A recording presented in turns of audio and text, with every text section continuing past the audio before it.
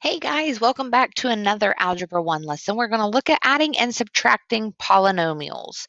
So I have some vocabulary to go over, and I know this is a lot of words. What I would love for you to do is pause the video, copy all of this down in your notes, and then hit play again and listen to the explanation. It's a lot of reading, a lot of words. So I'm going to go through it with you. Hopefully you've paused, copied this down, and now we're going to discuss it. So we've got monomial, polynomial, binomial, and trinomial. And you may notice that these all kind of sound alike. And if you understand the meaning of the prefixes, it makes it a whole lot easier to understand this. The prefix mono means one.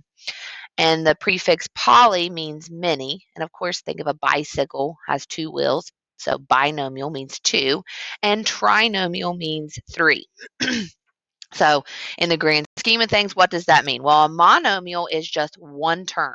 Remember, terms are separated by pluses and minuses. So we have one term. It can be just a number, it can be a variable, or it could be the product of a number or variable. And I've written out those examples here, 3a, -5, 5x, a. One thing to note, it is not 5x to the -2. Think about our rules of exponents. If it's a negative exponent, that really means that I have 5 over x squared. So this is not a monomial because the x is in the denominator. That's not a product. That's the quotient, right? This says it's the product. It's the multiplication of a number and a variable, not the division of a number and a variable. So this is not a monomial, not a monomial. So a monomial is a number, a variable, or the product of a number and a variable. Poly means many. So it's the sum of two or more. And really, by definition, it's two or more, but we call it a polynomial if it's more than three. So four or more is when we start calling it a polynomial, because binomial is specific to two. If it's the sum of two monomials. Trinomial is specific. It's the sum of three monomials. Okay, so then polynomial again is the sum of, we say two or more because binomial is a polynomial, a trinomial is a polynomial, but we start calling it that when we name it or when it has more than four terms. I forget what I was talking about before my phone call came in. So let's go back to the degree of the polynomial.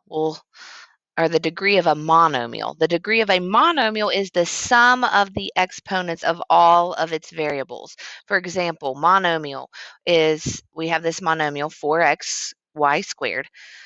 So this has a degree of 3 because this x has an understood 1, and by definition, it's the sum. That means we're adding the exponents of the variables. So we're adding the exponents of the letters, breaking it down really, really simple for you.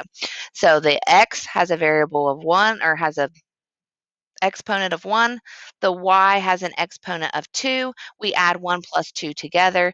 We get 3. So this monomial has a degree of 3.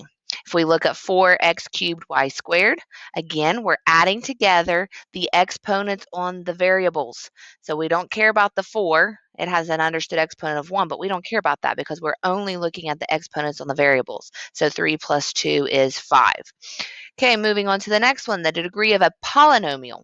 So remember, a polynomial is made up of several monomials. So to find the degree of the polynomial, we zero in on each monomial. We find the degree of each monomial, and then the one with the highest degree is what we call the degree of the polynomial. So looking at this term has a degree of 5.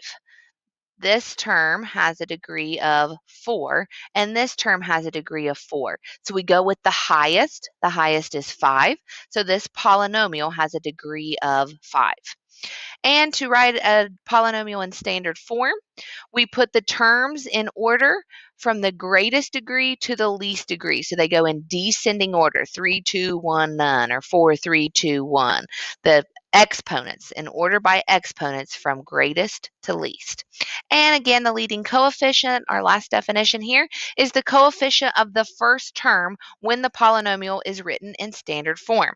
So if I have 2x cubed plus 3x squared plus 4x minus 5. Okay, this is written in standard form because my exponents go 3, 2, 1, then none. There's no exponent on the x. There is no x here.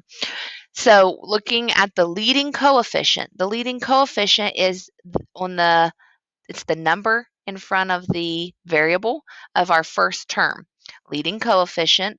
So the leading coefficient of this polynomial is 2. All right, so that was a lot of definitions. I'm just going to stop this video here and re-record or start a second video over going through this and putting it to practice. Please make sure you have these vocabulary terms written in your notebook.